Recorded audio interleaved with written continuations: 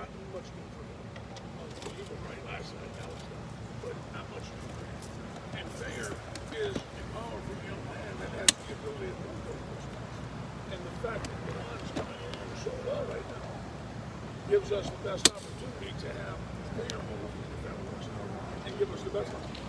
Can you talk about Juwan's development? Oh, it's been unbelievable. The kid is, it's like anything else with linemen. It's maturity. You go through recruiting and you recruit a guy like that has the enthusiasm to get where he wants to be. Juwan's always had that. His athleticism is incredible. His attention to detail and learning football has always been the issue. He was a basketball guy. He played football because he loves to compete and play. We played ping pong. He'd get out here and play. He loves to play. But he never took football as serious as he took basketball. So it's taken some time to develop that.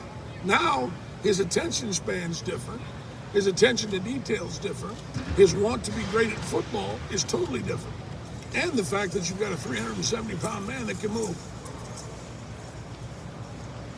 So, and when you're tested against our pass rushers, if you can block them, I don't think anything during the season is going to be an issue.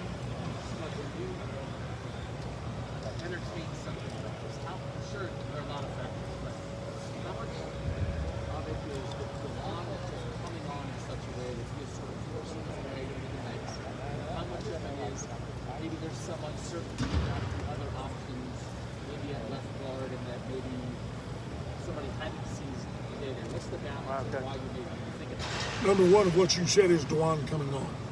A guy that's that big and athletic and physical, him coming on, how do you not find a place for that guy? That's the deal. And then I love the other options. I'm telling you right now, I got 10 guys. I think the backups would start at a lot of places, in my opinion. All right, so I'm not in any way, shape, or form disappointed with those guys. But it's like you said, that guy keeps coming and coming and coming and coming, and we got to find a way to get this on the field and make this thing work. So how do we do that? And then we go about making this and that, these changes. That might not be the last one. It's the one right now that's working, so we'll see. Can you break down what you're seeing at the center position? I know it's early, but what are you seeing at the center position? I'm telling you, what a hell of a battle. Those two, Harry's back, he's physical, he's strong. Luke Weipler's probably the most dedicated guy for a freshman kid to learn the position I've ever been around. And so we get done with the national championship game, and 2 days later, I get videos that he's in here working out 2 days after the game. Coach, I'm going to go win the job. Unbelievable. So those two guys right now are in a big time heavy battle. And I love what both of them are doing. Both intelligent, both tough. Harry's as big and strong as he's ever been after rehabbing the shoulder. So it's going to be a tremendous battle. Right now, Harry's won. Yes. Okay. Yes, sir. As you're moving those tackles around, was there any thought to giving Harris a shot at tackle again? And if you're staying at guard, if you can do that in a way that other guys can't? Absolutely. And that was a thought. Obviously, all that's a consideration. But the fact that Paris has picked that thing up and taken ownership in it, feels comfortable there and loves what he's doing right now. So I didn't want to disrupt that. I thought, you know what, we can keep that right there. He's comfortable. He's just destroying people. So I didn't want to change him. And now all of a sudden he's got a different thought process. And, Thayer's an older guy. He's been through it all. Changing his thought process is like this. He knows our offense inside and out. He's played a little bit of guard early on. So that wasn't as big a change, and it hasn't been. So it was exactly what we thought. Greg, do you consider feelings I do. when you make those moves? I mean, there's no obviously doubt. Thayer wants to be rated the #1 tackle coming out of college football next year for the NFL draft. Yeah, there's no doubt. And if you put it in that perspective to me, and talking to some of those guys, when you're in the NFL and you can play multiple positions like Billy and like Pat and like the guys that have gone on now and they're signing these big time contracts because of their flexibility, that makes Thayer a higher draft guy than me. So if we're just focus on the draft. He's played 3 years at tackle for them to study. So their question is, Coach, I wonder if he can move inside. Well, they're going to see. So now all of a sudden it's just draft status that enhances what he's doing. But if he would have said, hey, Coach, I don't want to do that, no, we probably wouldn't have done it. It probably would have been another way because the feelings, and not feelings, but the mindset of how he goes in there and attacks that job absolutely means it. He's the one that said it before anybody said it. Look how Juwan's playing, Coach. We might be able to bump the bump. Yeah, you're right. What a good idea. Do you have a nickname for that group? I mean, 6'6", 325 is based on the roster is their average. Do you have a nickname for that? No, I guess I better come up with one. I tell you, right, my neck hurts because I'm coaching like this. And that's pretty good, I guess. Stud, if this is one answer, Yeah. when would you like to pick one? It'll be by the end of our first scrimmage. After that, it will start to go solidifying what we're doing. So Saturday will be a big deal. Right, move it up to Saturday. The rest of this week we need some, moving and things. Then we're going to scrimmage guys, put this group out there, let them run, put this group out there, and then after that, start to solidify. You said this is do you think right now that this would be the way you line up? I'd have no problem with it. Stud, It shows you who he is. It shows you that he cares about team before anything else. Just like by coming back, getting a degree in the kid's life, which he got the other day, called me on the phone crying. Coach, I got it. I mean, that was the most important thing that's ever happened in the kid's career. Period. The rest is gravy. He got a degree when a lot of people said you're not going to be able to do that. They challenged him, and he did. That's it. So the things that he's done, the growth that he's made, saying that shows you what kind of a person he is. That's why he's such a great player. He'll go in there and be an All-American guard.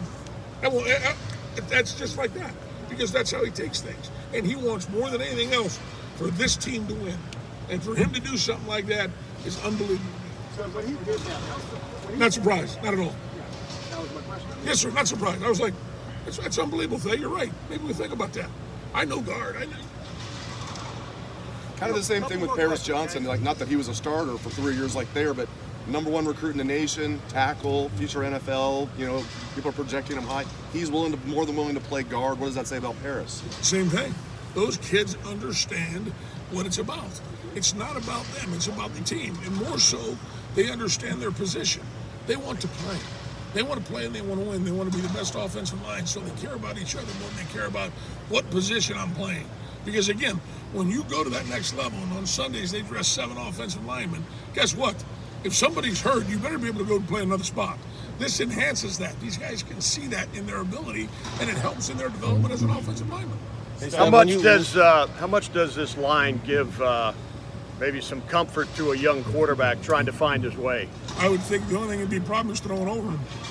What's that? Shit, the only problem I think I'd see is throwing over him. But I think when those guys are in there battling, and they can see that physicality, just like the running backs, a couple runs we had, they're like, Coach, that was easy. There's a big hole there.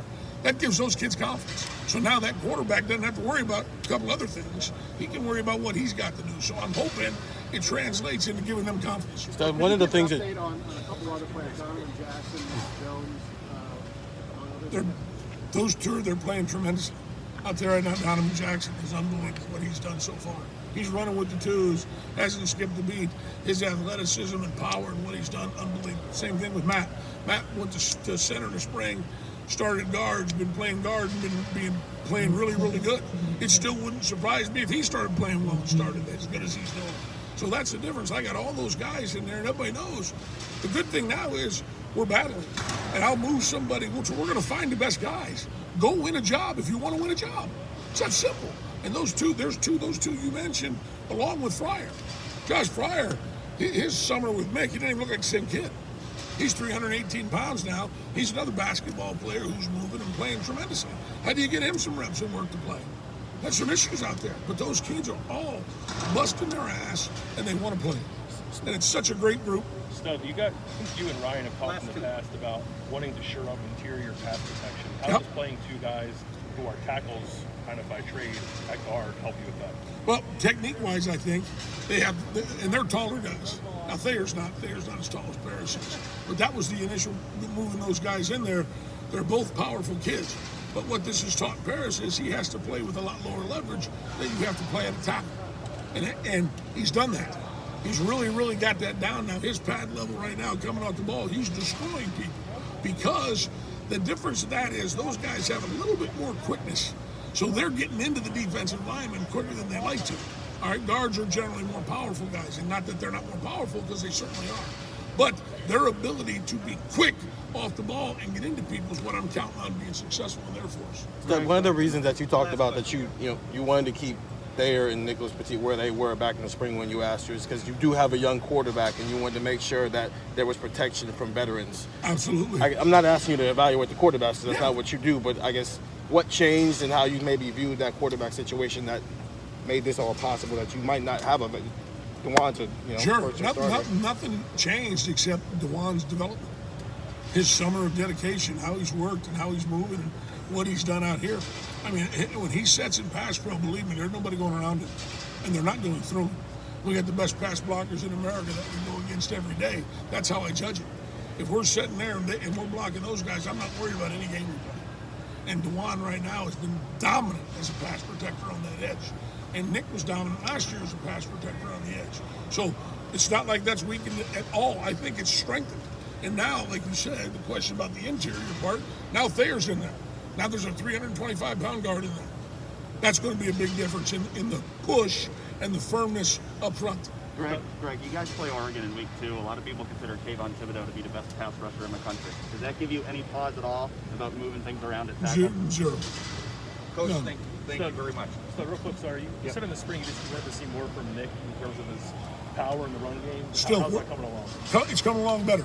It's coming along better. Now, what we're progressing through now is doing that on the left side. But we spent the summer working on lowering his pad level, just like Paris. Paris has got it. I mean, if you watch, you guys see it. His pad level for a tall guy's right here now. It's super. We have to get Nick down there as low. But I want to make sure he gets comfortable where he is first and everything. Great. Coach, thank you very much. Guys, thanks. Thanks, Dud. Thanks, Dud.